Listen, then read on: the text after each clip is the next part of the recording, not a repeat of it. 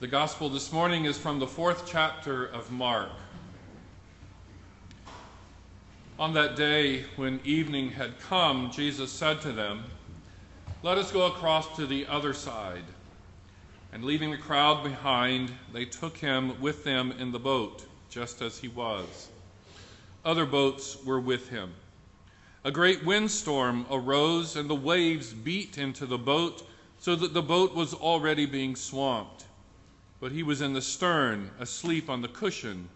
And they woke him up and said to him, "Teacher, do you not care that we are perishing?" He woke up and rebuked the wind and said to the sea, "Peace, be still." Then the wind ceased, and there was a dead calm. He said to them, "Why are you afraid? Have you still no faith?" And they were filled with great awe and said to one another, "Who then is this, that even the wind and the sea obey him?" Beth and I visited my son Micah in May. He was finishing his second year at the Lutheran Seminary in Columbia. And I noticed as we drove up that several of the cars parked in front of the student apartments had a bumper sticker that had the letters W-I-G-I-A-T, Wigiat. What on earth was that about? Well, you may remember some years ago when WWJD was popular advice, what would Jesus do? And some people found it a helpful shortcut for ethical decision-making. But the seminary's ethics professor thought he could do better. He believed that the better question to ask was, where is God in all this? W-I-G-I-A-T. And so he began making and distributing Wigiat bumper stickers and promoting them in class. Now, my guess is you've never seen a Wigiat bumper sticker, so it didn't quite take off like WWJD. But I think he had a point. I think he's on to something. It fits my own understanding of spiritual discernment. Part of what we do as Christians is to look at the world and say, what is God up to? If we can do that, if we can join in, and then by joining in, we can bear witness to the work that God does to redeem the world. But boy, figuring out what God is up to isn't easy sometimes. When the same son, Micah, was in high school, his scout leader hanged himself in his office. He was a well-respected attorney. Micah and I had worked with him a lot. Micah was good friends with his daughter. The man was great with kids. He was in leadership in his church and in his community. And so Micah and I went to his funeral in the dark, ornate Episcopal church with hundreds of others and asked both silently and aloud, why did such a guy have to die so young and apparently so depressed and bereft? Why do the faithful suffer so?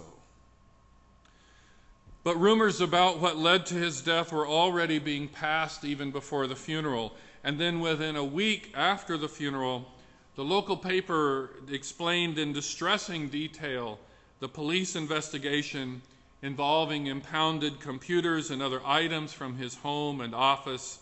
There were allegations of improper conduct in his relationship with a young boy in a mentoring program.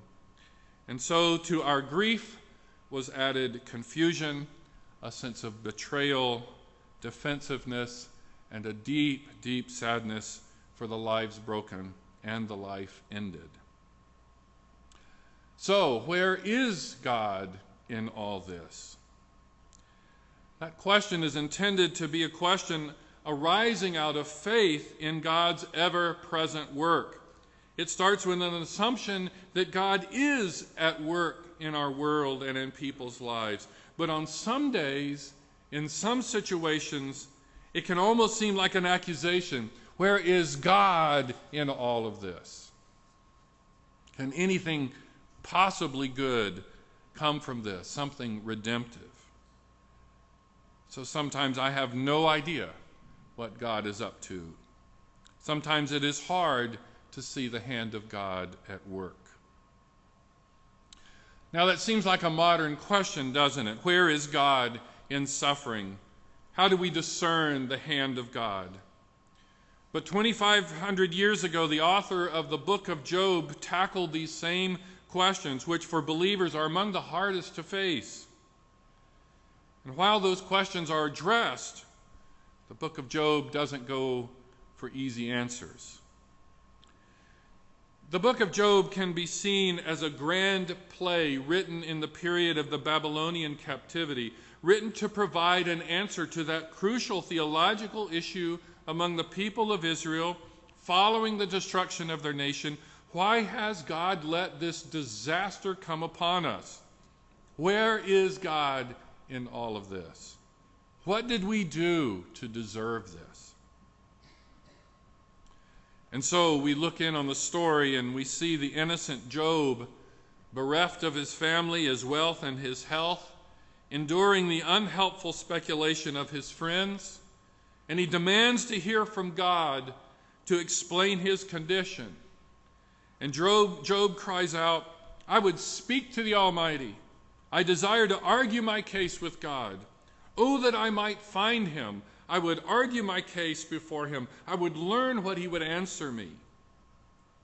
Job is sure that he wants to go toe-to-toe with God, face-to-face, mano a mano. In today's lesson, Job finally gets what he asks for, in a way.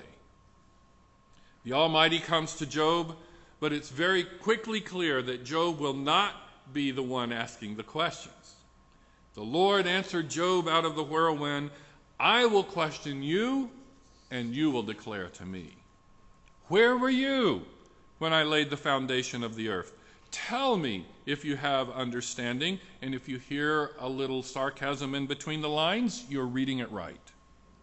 "Who determined its measurements? On what were its bases sunk?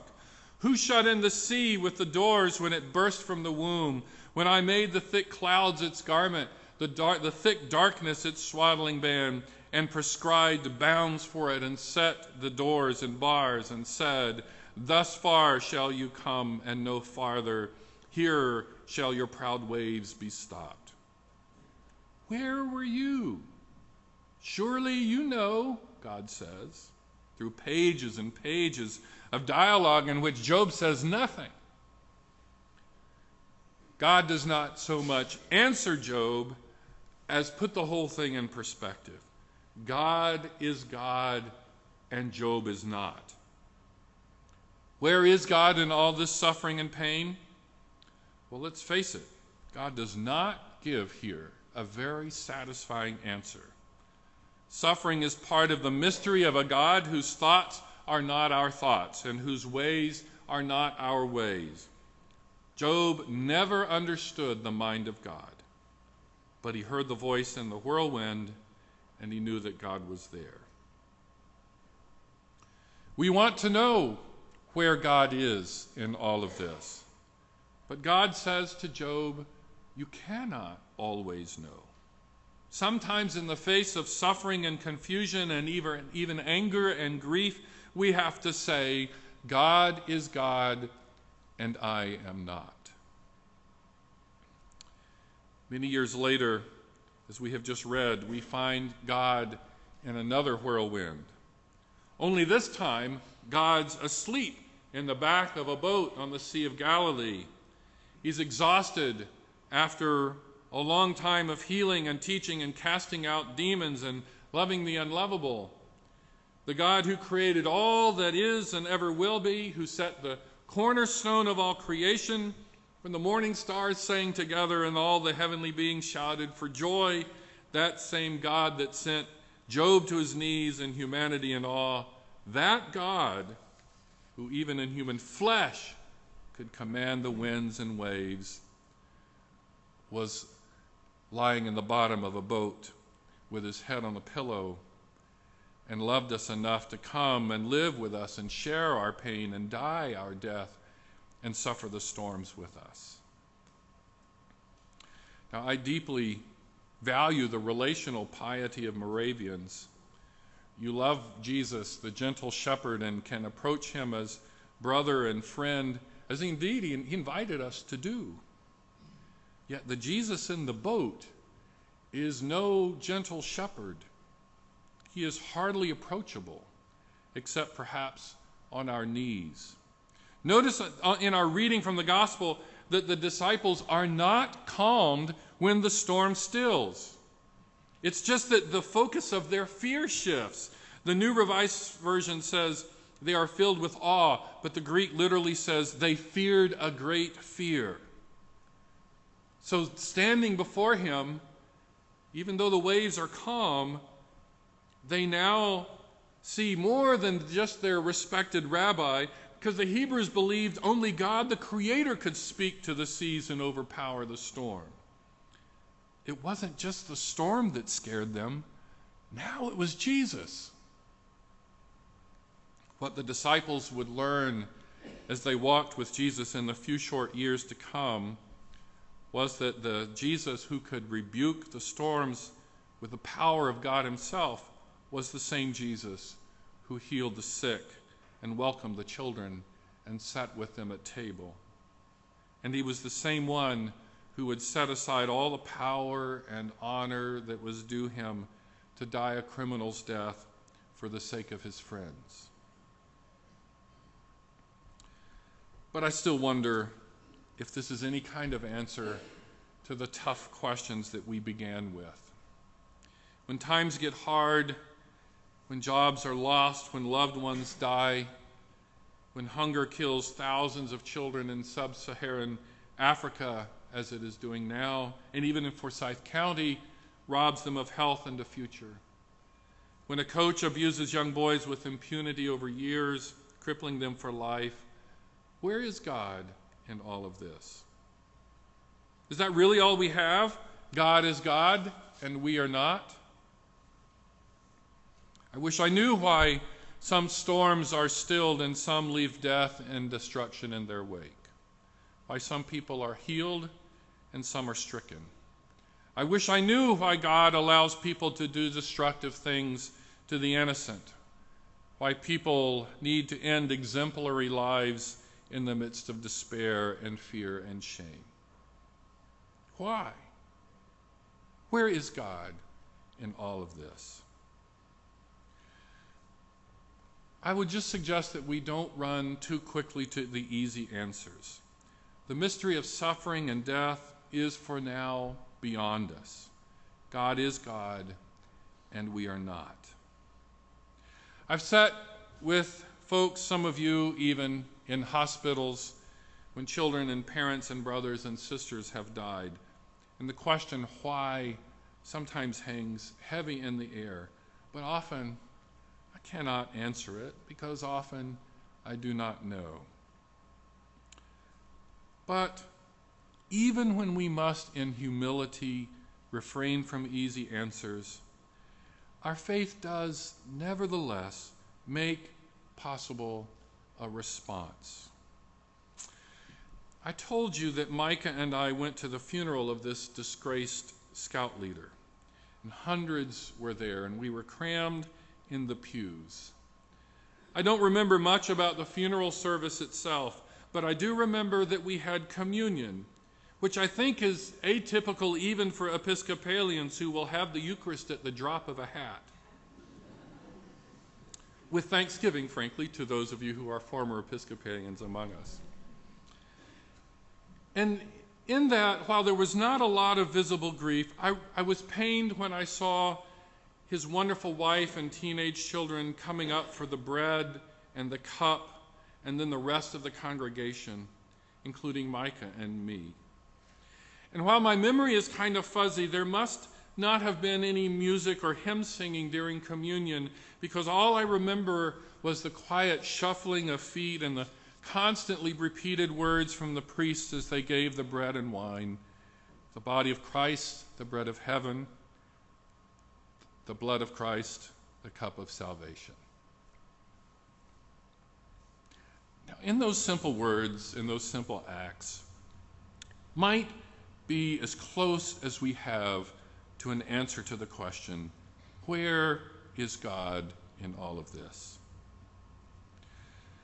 Not to put too fine a point on it, faith says God is in the boat with us. We trust that in the darkest places, God will come. We believe that death and suffering are real, but that they are not the last word. And on those days when we cannot ourselves summon such faith, God, perhaps in God's own time, will provide it. I want to close with the comforting words of Frederick Buechner. He said, Christ sleeps in the deepest selves of us all, and in whatever way we can call on him, as the fishermen did in their boat, to come awake within us and to give us courage, to give us hope, to show us each one our way. May he be with us, especially when the winds go mad and the waves run wild, as they will for all of us before we're done, so that even in their midst we may find peace and we may find him. Amen.